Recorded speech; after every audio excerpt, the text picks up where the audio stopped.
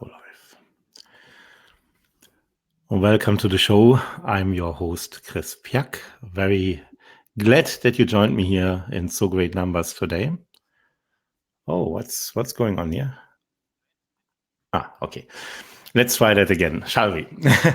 Welcome to the show. I'm your host, Chris Pyak. I'm very glad that you joined me here tonight in this episode of the Immigrant Spirit podcast. We have a very special guest today from Mindspace, Amanda Hosey. And Amanda will talk with us about English jobs at Mindspace. Before we get there, though, I have some good news that I would like to share with you. I work as a business coach and I help international professionals like you to find their next career step here in Germany. And between me sending out the invite to this podcast this morning and actually going live tonight at 6 p.m., I got an email from one of my clients, Joao Pereira, who wrote me, "Hi, Chris, good news to share. I just got a call from company's name to offer me the job. They told me that my presentation impressed them very positively and they would like to count with me. I'm starting in the first week of January. Many thanks for your support and advice. It was hard, but it worked." Wow, congratulations and thank you for allowing me to share this testimonial with my audience. Wow is a great example for today's really international job market because Wow was looking originally for his next career step here in Germany, but in the end he decided to take the best offer, and that was in Switzerland. That's the beauty of today's world, that we can work basically everywhere. Which brings me directly to my guest, Amanda Hosey, because the company that Amanda is working for made working wherever you want their business model. Hello, Amanda. Hi, Chris. How are you? I'm fine. Amanda, tell us a little bit about Mindspace and what is your mission? So Mindspace is an international, I would say, boutique co-working provider that had its origins a few years back in Tel Aviv in Israel. And since then, in the course of about 5 years, we've opened, we're close to open our 30th location worldwide. So we offer, I would say, a boutique product in the sense that we obviously have working space for any kinds of companies, that is from big enterprises to really co-workers or startup companies more so, that move out of their garage and are looking for the next step and to connect with the community. And our product is, I would say, high-end in the sense that we give a very authentic and personal approach to our customer service and look after our community and nurture it. But of course also our surroundings. So the offices have a very personal touch, and it's very functional, but at the same time almost nicer than working from home. Mm-hmm. I can imagine, because you combine the benefits of being independent where you work with the benefit of having people around you, so you're not completely lonely and get insane like I do here behind my microphone. and you're really big. You're not just here and there one small co-working space. You are by now nearly all around the world, right? Yeah, we've grown quite significantly throughout the past years. We launched our offices in the US recently. So we opened an office in Washington, D.C. and San Francisco. We've expanded quite significantly in Europe as well. So we have offices in Amsterdam and London, of course, in Berlin, which is where I am at the moment. And also looking into expanding in Israel. And we've expanded quite, I would say, naturally and organically. So we want to make sure that obviously we choose the right cities where communities that we want to nurture and support, but at the same time also make sure that the communities that we have at the moment are well looked after. So 30 locations so far, and definitely more on the horizon. Do you also have clients who use your services in different countries, like digital nomads, for example? So what I really mean is that a part of your strategy that people get the same vibe from going to one of your co-working spaces wherever they are, or is this more individualized to each country? I think we definitely have a very obvious signature. So as I mentioned earlier, we pay a lot of attention to details when it comes to the design as well. So I think definitely when you enter a mind space, you know where you are. At the same time, though, we make sure that we also really capture the vibe and the energy of the cities and the countries that we're in. So I think we have a balance of both. So we reflect what's going on in the city, but at the same time, we're staying true to ourselves. Which is also true for our audience, our live audience right now. I'm looking parallel at the map here.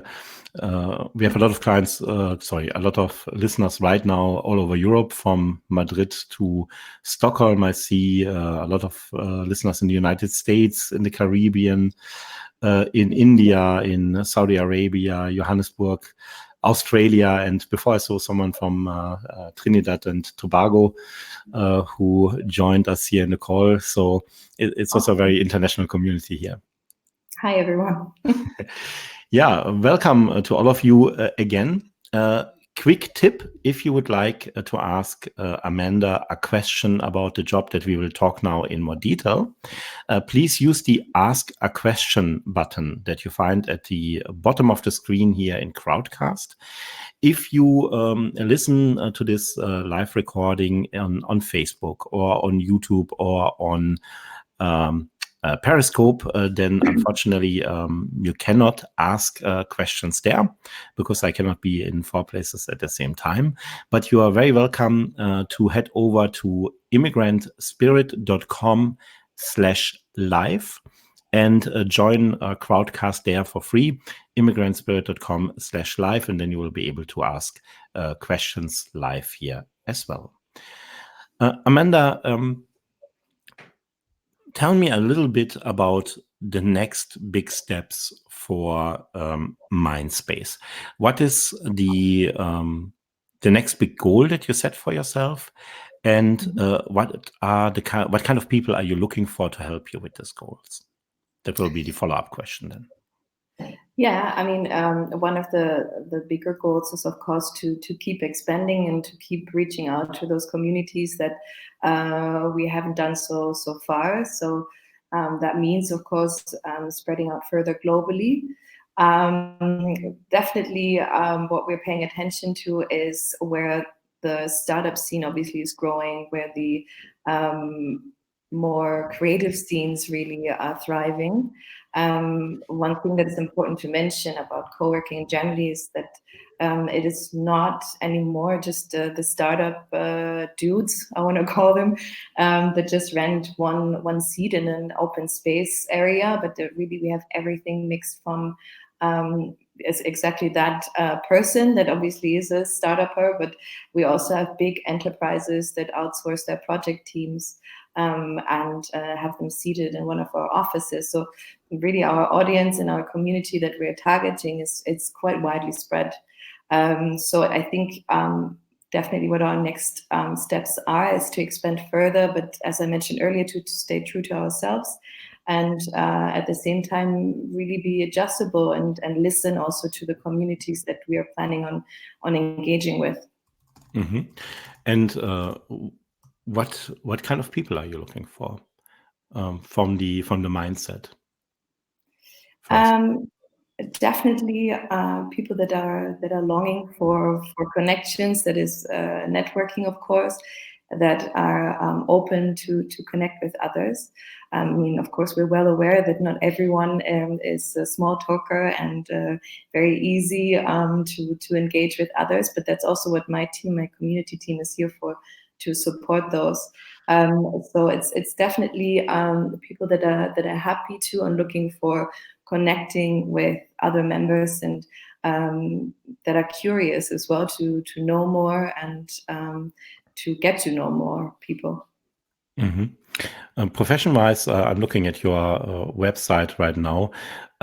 Man, you have a lot of jobs in a lot of really exciting places. If you want to check out all the job offers that Mindspace offers right now, you can go to mindspace.me/jobs. And just a quick run through what I see here. You have jobs in Israel, from bookkeeper to financial business analyst, in Hamburg, community manager, in Berlin as well, in Washington, financial associate, in London, director of customer experience, sales representative in Berlin, in Warsaw, you're looking for broker and agent development manager. So there's really a lot of opportunities for a lot of different talents. Right. But today we want to talk about one job, one position that is really essential for Mindspace Me. And Amanda, tell us about it. Yeah, it's really a position that we consider to be at the very heart of the company and that has great importance. It's the role of community manager. So you can see my role as senior community manager. I'm sort of the head of the office, but more importantly, my team consists mostly of community managers. And I mentioned earlier briefly that one of their jobs is to support the community, of course, and help them connect. But I think it's a very young job description. So what is the number one misunderstanding that people make when they hear community manager in your context? I think it's still very connected to the marketing community manager. So it's about online communities and reaching out to potential clients as well. And it's a very anonymous, so to say, job. And it's quite the opposite at Mindspace. It's a job that has a lot of different facets. So from meeting, of course, the members in person, but it starts really at the very beginning of, I would say, the life cycle of a member. So when somebody expresses their first interest, it is one of the community managers that reaches out to you, that will show you around the space. And if you decide to become a member with us and have an office, really support you in everything that you need professionally in your everyday life. It's community managers that host and come up with different events that we host on a weekly basis. So yeah, it's basically really the heart of the company. So to keep members connected amongst each other, it can be anything from a question about a broken printer, but also to, hey, I'm looking for a freelance web designer. Do you know anyone? So we make sure that members stay connected and that their everyday life is as smooth as possible, and that they take the most out of having such a work environment. When you think about the work that you did yourself as a community manager, if you would have to pick one task that you had to perform in this career that you enjoyed the most, where you really thought like, oh my God, I can't believe that I get paid to do this, which was it? It's most definitely the actual community management. So it's your everyday life where you personally actually approach someone purposely to check in with them and see how their business is doing. Or if you just run into people in our spaces, sometimes they're 5,000 square meters, so it's really running into people. And just to watch how their businesses are doing, how they've grown within the company, how they've started to engage also with others within our community. It's a lot of fun to see. So it's really fun to see also how much our community members like to share. You have your member that likes to share everything from what they've been up to on the weekend and how the cat's doing, to big enterprises that share their business growth plans, which is super exciting to see as well. So you have a lot of insight into new industries as well. So yeah, sometimes we definitely have to pinch ourselves that that's part of our jobs. when you think about all the people that you experienced in this role, and you rank them from the best person to the worst person. If you look at the best person you ever experienced in this role, what did this person do differently from all the others? They must have done something differently, otherwise they wouldn't be the best. For sure. I think one of the best qualities that I've seen in one of the best community managers is really being like a social chameleon. So really, it's difficult to learn. I think it's something you may have or you may not. It's definitely something you can improve in, but it's really to adjust to who you have in front of you. Like I said, our communities is so widely spread out, so you can have anyone from a young business owner who might be struggling to connect with the community to businessmen and women that are really here down for business, and to really know how you approach different kinds of people and characters is hugely important, because eventually customer service is at the very center of what we do. And for me, that's, I think, one of the biggest qualities or best qualities that I've seen so far. Okay. What would you say is the most important success criteria? I mean, you touched on it again, but I would like to ask specifically. In Germany, it's very common that you have like when you start a new job, you have a 6 months trial period, a Probezeit. So at the end of this Probezeit, you look back at how this person has performed in your organization, and you decide this is someone we want to keep. We want to keep in this person in our team, or this is someone we have to let go because they simply didn't perform. If you would have to pick one criteria that tells you, okay, this person was successful in their work, what would it be and why? I think I would base it a little bit about like on my background. My background is hospitality, working in hotels, and something that's always been big then when working in teams, especially, and when working with guests or members in this case is, I mean, sure, we have our own responsibilities, but it's really the willingness to step out of it. You hear that a lot, but people that are really willing and don't hesitate to do something that may not be very obvious to them that they're in charge of, or to be very very spontaneous and very responsive, I think is a quality that really goes a long way.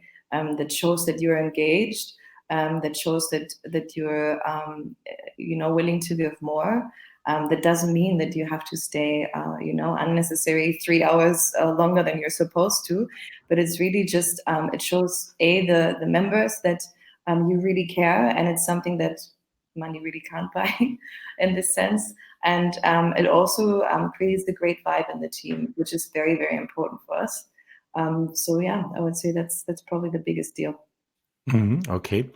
And what is the biggest challenge that a community manager has to solve to be considered successful?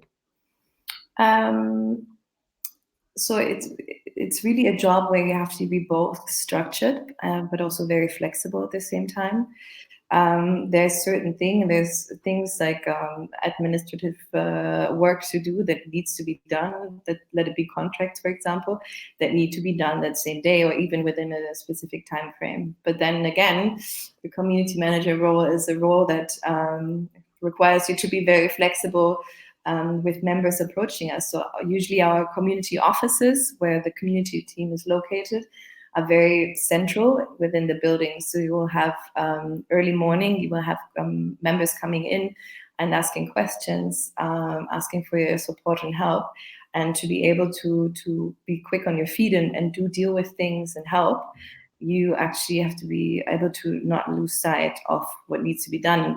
And that's when the structure comes back in. And to have this balance, not to be too set in your ways, as in too structured, but also not to be overly flexible and then lose sight of things and not being able to prioritize, I think can be a challenge in this job. This sounds a little bit to me that like it's very important that you are also able to manage expectations, because you want to you want to solve make the customer happy, no? But do it in the most time efficient way. Is that correct, or did I misunderstood you there? Time efficient, yes, because obviously our members do pay their membership fees, so their rents as well. They do expect a certain service from us. To the point that we have a lot to do, I would say not so much. I mean, of course we're busy, but the ratio between community managers and members is fairly high. So, because one of the most important things for us was actually having the time to deal with exactly this. Oh, that's nice. Yeah. So you're right, but it's more so that we want to look after, let's say, an issue in a timely manner, because we don't want members to be distracted by it or put off by this. So yeah. Okay, great. Which question did I not ask you yet that you wished I would have asked you? Me? Yes. That's a very good question. I mean, I think maybe to describe the role of the community manager a little more in depth, because as you mentioned, it is a quite misunderstood role. Just to see, I mean, we touched base on, I briefly mentioned that we are planning events. There could be anything from a gin and tonic happy hour to, but also to discussions. We invite speakers to workshops, really, so professional events. The community managers are in charge of designing exactly that on a weekly basis. We have the community management, of course, with a touch base. There's a bit of sales in this as well. Of course, we need to fill our buildings as well. So obviously, there's a lot of sales-related tasks, I would say. And we also have marketing. So there's also a little bit of copywriting involved for our newsletters, for example. So I think what makes this position very unique is that it has a nice variation of tasks, fairly well balanced out as well. So there's a little bit of everything combined in this job. Okay. And the person that is interested in this job, that wants to apply for this position, what qualities should they bring to you? Who should apply? Your perfect candidate. I'm gonna be very honest with you. The first thing that popped up in my mind is having a sense of humor, and simply because we do take what we do here very seriously, but ourselves sometimes not too serious. So there's always a little pinch of salt as well, especially because we work so closely with our team members. So it is definitely a huge point. And another quality would definitely, you asked for the qualities, right? Qualities, and then we talk about skills. Yeah, so it's definitely a sense of humor and just be open to working with people from all sorts of backgrounds as well, not just the members, but also the team. We are very international, with very different work experiences as well. Simply because the job touches base on so many different aspects, we are able to actually look into people with different backgrounds. So yeah, very adjustable to your surroundings, have a sense of humor, and be hungry for more and to challenge. I mean, it always sounds so cheesy because I think a lot of people do that, but really challenge the status quo and see what you can do more and what you can bring from yourself into this. Also to be very proactive, it sounds like. Exactly. Yeah. Yeah. So when we look at more formal criteria, skills and formal education and this kind of things, what is it that you are looking for? Like I mentioned earlier, really, since we have so many different aspects within the job, of course, it's very difficult to find somebody that is a pro in all of the above. So we do tend to look into profiles that have a certain kind of sales backgrounds or customer service, since that's I think the pillars of the job essentially. for ones to fill up the offices, let's say, and the other would be to look after our members once they're here. So those are definitely two very interesting fields to have specialized in or to have worked within when applying. It can really be also very varied background. It really depends on the, I would say, mix of the different subjects. So it could be a little bit of sales, a little bit of events. That would be ideal. But I think you shouldn't refrain from applying when you only feel that you only tick one of the boxes, which might be sales. There's a lot of on-the-job training. We have community managers with very different backgrounds. We have somebody that, amongst other things, he did have other experience, but has been a bungee jumping instructor at some point. He does have more professional skills than that as well, also within customer service. But don't refrain from applying because you think you're not ticking all the boxes. There's definitely a lot that is shared within the team. We have opportunities to really grow and be trained. So I think that's probably the message that I would want to give people that are looking at this job description. Amanda, that sounds very interesting because a lot of my coaching clients, for example, they often have the challenge that they are very experienced in the industry. Mm-hmm. And many of them have the wish not only to change the country, but also to change the industry. Or they have worked in different industries or in different roles before. Mm-hmm. And with many employers here in Germany, they find that this is an obstacle. Because a lot of employers don't know where to put them if they have done more than one thing. But it sounds like with Mindspace, that might be a positive thing. Absolutely. Not just a positive thing, it's something that we want. We don't want how do they say it, a one-sided pony? No. Like that. But you know, die eierlegende Wollmilchsau, würde man auf Deutsch sagen. Exactly that. I don't know how to translate it. we know what we're saying. That's definitely something that we're looking for. And not just that's a positive thing, but something that interests us and sparks our interest when we see CVs.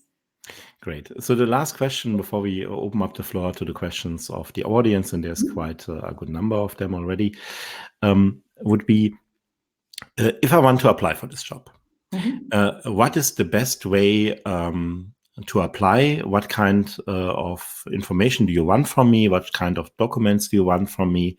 And how could I make your life easier in evaluating me?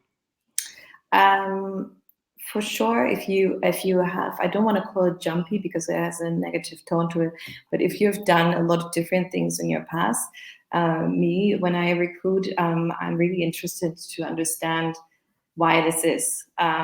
Maybe it's circumstances in your private life. Maybe it's one thing naturally led to another that isn't very obvious when just looking at the CV. So I love to understand what made you change maybe industries and jobs. So maybe a short introduction to yourself.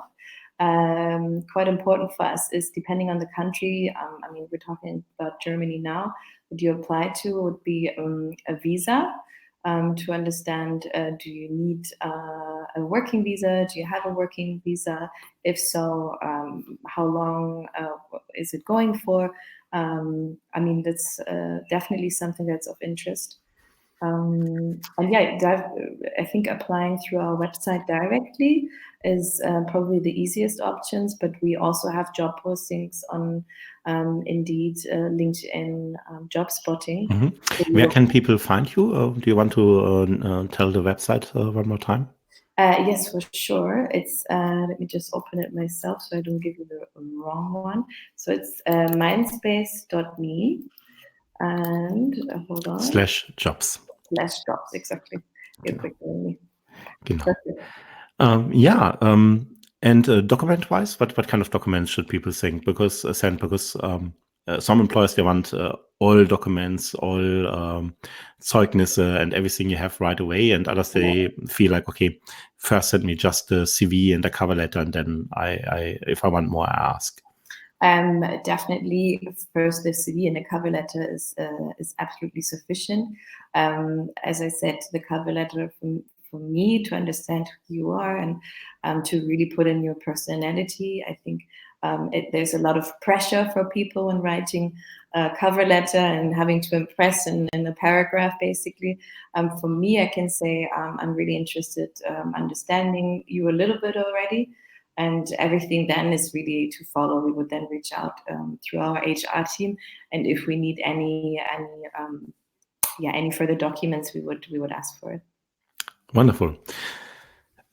Amanda Hosey from Mindspace is this, and we are now taking some questions from the audience, and then we wrap this up. So here we go from Eric. First question is from Eric. I looked at Mindspace positions, and I noticed that there are several accounting finance positions that prefer knowledge of GAAP. I was wondering how critical is to know the local language, especially Dutch or German versus English. It's not exactly your role, but maybe you can give some general idea how your company feels about these things. Yes. So generally how the company feels about it, of course, it really depends on the position. Also depends on the team. If you have support in other team members that are actually fluent in German, that can be balanced out if you don't speak any German or the local language. It really, in this particular position, would really depend what the realm of responsibilities and tasks would be. Okay, thank you. So let's go to the next question. Sushma writes, hi Amanda, due to digitalization, today's one of the HR strategies is moving towards sustainability too. One of it is working from home is increasing. How is Mindspace working towards this change? Hi. Thanks for your question. Again, it really depends on the job. The job of community manager is really more of an on-site job, since you're so engaged with the community personally and face-to-face. I mean, usually it's most of the jobs are surrounded and focused on the community. So there is an opportunity in certain jobs, and it also depending on the seniority level. But it's definitely not something that we're refraining from. But it really depends on the job itself. Yeah, and for community manager, typically co-working spaces, they are pretty cozy, so you'll feel like you are at home. I mean, we have sofas. We have basically what feels like friends sometimes around, so we'll make you feel right at home. Okay. So, Jocelyn writes, how closely aligned are the skill sets of a community manager in your context to that of a community engagement expert in a social impact organization? That's a very good question.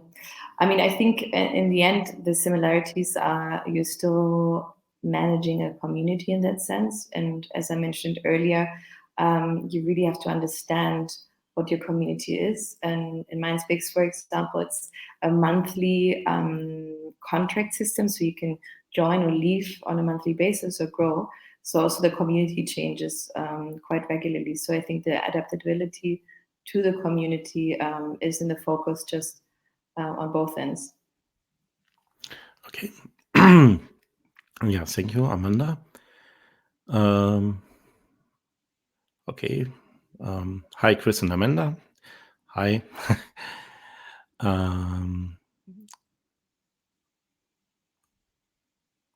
Here is Alon Well. I would really like working on Mindspace, but I'm not fluent in German. What positions, Entschuldigung, excuse me, which positions can I fulfill knowing mostly English? That's a very common question. Right. I mean, the example of a community manager, we have a very international team, as I mentioned earlier. We do have community managers that don't speak German, which I said earlier also are balanced out with others that do speak German. We do want to make sure that somebody is on site that speaks the local language. So there's quite a few jobs that don't necessarily need German, but that also depends on the existing team. Really, we want to make sure that also members that may not be comfortable speaking English, although almost everybody does, especially in Berlin. So it really depends a little bit also on the local team, but there's definitely chances within the company besides the community manager as well. Mm-hmm. Right. One more question from Sven asked, does Mindspace, sorry, my nose is closed. I have the flu a little bit. Let me start over. Does Mindspace offer any support to master German fluency? I'm more or less fluent, but need to master the grammar. So any support the organization can provide to access ongoing learning would be an attractive benefit. Mm-hmm. We do offer a German course actually for our non-natives. At the moment, it's an online course, but we're looking into having on-site classes. And already within the community team, we can see that there's different stages of knowledge as well. So we have A2s and B1s and C1s. So for sure, we're trying to accommodate everybody. And obviously have like ongoing lessons so we can improve. Right. Amanda Hosey from Mindspace was this, talking about the community manager roles at Mindspace. If you want to look up this position and maybe apply and maybe other positions that Mindspace is offering right now, you can find them on mindspace.me/jobs. If you want to look up nearly all English language job offers in Germany, you can find them on immigrantspirit.com. And if you feel that you would benefit from my coaching and guidance and connections to employers in Germany, you can hire my services at immigrantspirit.com/guarantee. My name is Chris Pyak. I'm the host of the Immigrant Spirit podcast. And I thank you for listening to this episode. Thank you. So that's our show for today. I hope you all enjoyed it, and hopefully, Amanda, you will get some really wonderful applications. Yeah, looking forward to it. See you then. Bye-bye. Bye, everybody.